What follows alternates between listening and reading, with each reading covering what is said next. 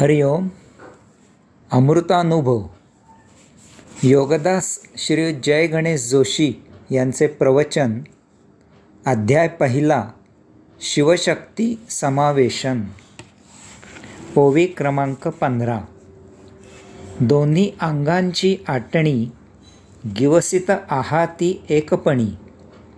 जाली भेदाची या वाहणी, आधाधी जिये. अर्थात शिव आणि शक्ती या दोघांनी आपापली अंगे मोठ्या प्रेमाने, आनंदाने एकमेकांना चिकटून एकरस केली आहेत. आता तेथे जराही भेद उरलेला नाही. आता त्यांचे एकच एक झालेले अंग अर्धनारी नटेश्वर झाले आहे. शिव मुख्यतः जीव निर्माण करतो. त्या जीवाला त्याने धारण केलेला देह कार्यक्षम असेपर्यंत प्राणवायूचा सातत्याने पुरवठा करतो. येथे शक्ती त्या जीवाचा ताबा घेते आणि कारभार करू लागते, संसार करू लागते. शिव त्या संसाराच्या नित्यनियमित कारभारात लक्ष घालत नाही. देह पतन होत नाही तोपर्यंत जीव टिकविणे हेच त्याचे आता प्रामुख्याने कार्य असते. तसेच शक्तीद्वारे त्या देहाच्या माध्यमामधून होत असलेली लीला साक्षी राहून तो अवलोकन करतो. याला आपण भारतीयांनी अर्धनारी नटेश्वर असे नामाभिधान दिले आहे. याचे चित्र आपण असेच काढतो. देहाचा अर्धा भाग नारीचा आणि त्याला जोडून देहाचा उरलेला अर्धा भाग पुरुषाचा दाखवितो. नारी म्हणजे शक्ती, सगुण साकार, आणि पुरुष म्हणजे शिव, निर्गुण निराकार असलेले. अशा प्रकारे हे अर्धनारी नटेश्वर अद्वैत आहेत. आपण नाण्याच्या दोन्हीही बाजू एकाच वेळी एकदम पाहू शकत नाही. नाण्याची कोणती तरी एकच बाजू दृश्य असते, परंतु तरीही या दोन्ही बाजू मिळून नाणे असते. दोन्ही बाजू मिळून नाण्याला किंमत असते. याचप्रमाणे शिवाचे कार्य झाले की शक्तीचे कार्य सुरू होते आणि शक्तीचे कार्य संपन्न झाले की शिवाचे कार्य सुरू होते. असा शिवशक्ती मिळून विश्वाचा संसार सुरू राहतो. दोघां मिळून विश्वाचा कारभार केला जातो. दोघांच्या एकत्र असण्याला महत्त्व आहे, कारण दोन्हीही एकाच मूलभूत परम ऊर्जेने व्यापलेली आहेत. शिवशक्तीचे एकत्रीकरण कोणी मुद्दामहून केलेले नाही. ते त्यांच्या त्यांच्या कार्यामुळे आपोआप झालेले आहे. यालाच माऊली गिवसित आहाती एकपणी, मोठ्या प्रेमाने, आनंदाने ती एकत्र आलेली आहेत असे म्हणत आहेत. या कारणे त्यांची अंगे एकमेकांना चिकटली, ती एकरूप झाली. यालाच माऊली दोन्ही अंगांची आटणी, दोन्ही अंगे आटली, संकुचित झाली आणि एकमेकांजवळ येऊन अद्वैत झाली असे म्हणत आहेत. यामुळे अर्थातच ती दोघे अभेद्य झाली, त्यांच्यात एकरस निर्माण झाला. यालाच माऊली जाली भेदाची या वाहणी, त्यांच्यातील भेद वाहून गेला, अदृश्य झाला, नष्ट झाला असे म्हणत आहेत. यामुळे आता ती दोघे अर्धे नारी आणि अर्धे पुरुष असा कारभार करत आहेत. यालाच माऊली आधाधी जिये, त्यांचे जीवन अर्धे अर्धे झाले आहे असे म्हणत आहेत. अशा प्रकारे आटणी झाली तरी सत्तेचे, कार्याचे विकेंद्रीकरण तसेच अबाधित आहे. याच कारणे विश्वाचा कारभार सुनियोजित सुरू आहे. नित्य जीवनात पुरुष आणि स्त्री यांनी एकत्र यायचे आहे, एकरूप व्हायचे आहे. त्यांनी एकमताने एकमेकांना सहाय्य करून संसार करायचा आहे, एकत्र जीवन जगायचे आहे. तरीही त्यांनी आपापले स्वतंत्र व्यक्तिमत्व अबाधित ठेवायचे आहे, टिकवायचे आहे. आपापली कामे एकमेकांना बाधा न आणता करायची आहे. शक्तीने शिवतत्व सांभाळून नियतीकडून जे जितके जेव्हा जसे प्राप्त आहे त्यात मोठ्या समाधानाने संसार करायचा आहे. सदा तृप्त राहायचे आहे. उपलब्ध वस्तूमधून उत्तम स्वयंपाक करणारीलाच सुगरण असे म्हणतात. हेच तत्त्व जीवनात वापरायचे आहे. जे जसे जितके उपलब्ध आहे त्यात उत्तम जीवन जगून परम आनंद घ्यायचा आहे. जीवनातील सृजनामधील आनंदाला महत्त्व आहे. त्यात समाधान आणि तृप्ती आहे. आपण करमणुकीच्या कार्यक्रमांना जातो, त्यामधून आनंद घेतो. हा आनंद कितीही काही झाले तरी बाह्य, कृत्रिम, मुद्दाम निर्माण केलेला आनंद आहे. आपण जीवन जगताना सहज नैसर्गिकपणे होत असलेला आनंद हाच सत्य नित्य आनंद आहे. तसेच शिवाने शक्तीला सातत्याने परम ऊर्जा पुरवायची आहे. तिच्या कार्यात प्रत्यक्ष सहभागी न होता साक्षी राहून तिची लीला अवलोकन करायची आहे. तरच हा भौतिक संसाराचा गाडा सदा आनंदाने बहरून येईल आणि परमात्म्याची आध्यात्मिक संसाराची यात्रा संपन्न करील. ओवी क्रमांक 16. विशो एकमेकांची जिये, जिये एकमेकांची विषयी इये, जिही दोघी सुखीये, जिये दोघे. अर्थात ते एकमेकांचे एकमेक विषयी आणि विषय असतात आणि अशा प्रकारे ते एकमेकांना उपयुक्त होतात आणि सुखात असतात. उपभोग घेणाऱ्याला विषयी असे म्हणतात आणि ज्याचा उपभोग घेतला जातो त्याला विषय असे म्हणतात. शिव सृजनासाठी शक्तीवर अवलंबून असतो आणि शक्ती परम ऊर्जेसाठी शिवावर अवलंबून असते. दोहोंपैकी एक जरी अनुपस्थित असेल तरी विश्वाचा कारभार ठप्प होईल.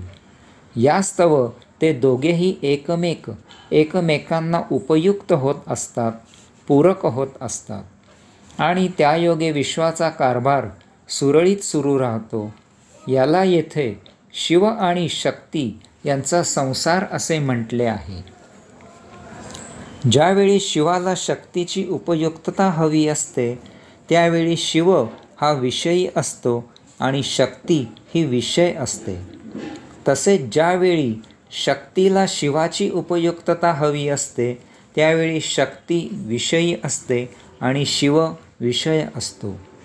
उपयोग करून घेणारा विषयी असतो आणि ज्याचा उपयोग केला जातो तो विषय असतो. माऊली सांगतात की हे दोघेही एकमेकांना फार तत्परतेने उत्तम प्रकारे उपयोगी होत असतात. यामुळे ते फार सुखाने नांदतात. त्यायोगे विश्व सुनियोजित सुरू राहत असल्यामुळे विश्वातील समस्तांनाही सौख्य मिळते. यावरून आपण धडा गिरवायचा आहे. पतिपत्नी, मालक नोकर, वरिष्ठ कनिष्ठ इत्यादी सर्व आपल्या भाषेच्या सोयीकरता नामरूप आहेत. वास्तवात त्यात कसलाही भेद नाही. कोणीही उच्च नाही आणि कोणीही नीच नाही. प्रत्येकाला प्रत्येकाची नितांत गरज आहे. घरचे काम करणारी बाई 4 दिवस आली नाही तर काय हाल होतात हे आपण चांगले जाणता. कारखाना व्यवसाय बंद झाला तर काय हाल होतात ते कामगार चांगले जाणतात. यास्तव सर्वांनी सर्वांना समजून घ्यायचे आहे. प्रत्येकाने प्रत्येकाच्या खुर्चीचा, जागेचा आदर राखायचा आहे. आपण सर्वजण मानव आहोत. प्रत्येकजण कोणाचा ना कोणाचा तरी विषय असतो आणि त्याचबरोबर तो कोणाचा ना कोणाचा तरी विषयी असतो. म्हणून मालकाने, विषयीने नोकरावर, विषयावर दादागिरी करायची नाही. कारण हाच मालक विषयी इतर कोणाचा तरी गुलाम विषय असतो. एकोप्याने आणि गुण्यागोविंदाने शांतपणे आनंदाने जीवन जगावे. या सुंदर विश्वाचा आपापल्या संचितानुसार उपभोग घ्यावा. अध्यात्मात रत असावे. ओवी क्रमांक 17. स्त्री पुरुष नामभेदे, शिवपण एकले नांदे, जग सगळे अधादे पणे जिही. अर्थात स्त्री किंवा पुरुष हा केवळ नामभेद आहे. जे आहे ते एकमेव शिवतत्व आहे. येथे शिवशक्ती अर्धनारी नटेश्वर अशा जाणीवेने आनंदात जगतात. स्त्री किंवा पुरुष ही केवळ भाषा आहे. काहीतरी शब्द उच्चारून विचार भावना व्यक्त करायच्या म्हणून ही एक शब्द योजना केलेली आहे. त्यात त्या व्यक्तींचा, गोष्टींचा, वस्तूंचा स्वभाव व्यक्त होत नाही. त्या व्यक्ती, गोष्टी, वस्तू नाम बदलले म्हणून बदलत नाहीत. त्या जशा असतात तशाच राहतात. चिखलाला जर भविष्यकाळात अत्तर असा शब्द वापरला तरी त्या चिखलाला येत असलेली दुर्गंधी सुवासिक होणार नाही. यास्तव नाम शब्द न पकडता त्यामधील मूलभूत स्वभाव, घटना, घटकद्रव्ये जाणून घ्यावी लागतात. शब्द सतत वापरून वापरून त्या शब्दांना आपल्या भावनांचा बाज आलेला आहे. चिखल असे म्हटले की शिसारी आलीच असे समजा आणि अत्तर असे म्हटले की रोमांच आलेच असे समजा. तिखट असे लिहून त्या डब्यात साखर ठेवली तरी साखरेची गोडी काही नष्ट होणार नाही किंवा त्या डब्याला मुंग्या यायच्या थांबणार नाहीत.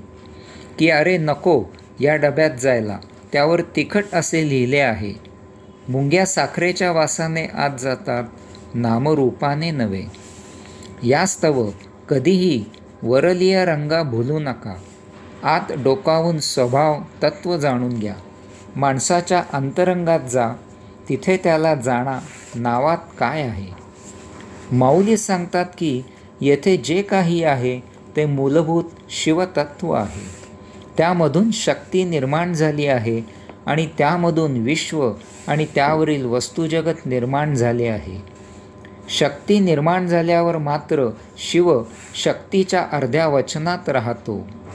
एकदा नोकर नेमला की आपल्यालाही त्याची तितकीच गरज आहे या जाणीवेने त्याकडून काम करवून घेतले तरच तो उत्तम सेवा देऊ शकेल. लग्न लागले की वरमाला घालताना वराला वधूला वर उचलतात.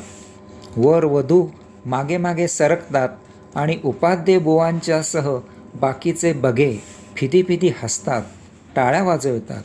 वरमाला मान झुकवून अत्यादरे स्वीकारायची असते. ते एकमेकांना आदराने स्वीकारल्याचे प्रतीक आहे.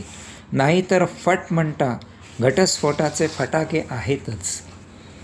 काही एका विशिष्ट उद्देशाने एकत्र आल्यावर, अशा प्रकारे एकाच ध्येयाने प्रेरित झाल्यावर तेथे जमलेल्यांनी दुजाभाव पूर्णपणे विसरून एकदिलाने जे काही साध्य करायचे आहे त्यावर लक्ष केंद्रित केले पाहिजे.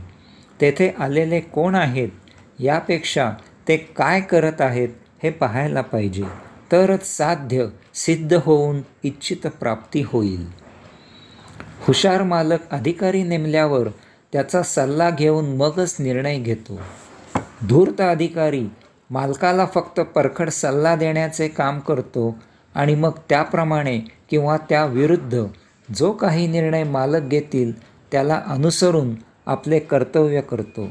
यातच त्या कारखान्याच्या यशस्वीपणाचे रहस्य लपलेले असते. हरिओम.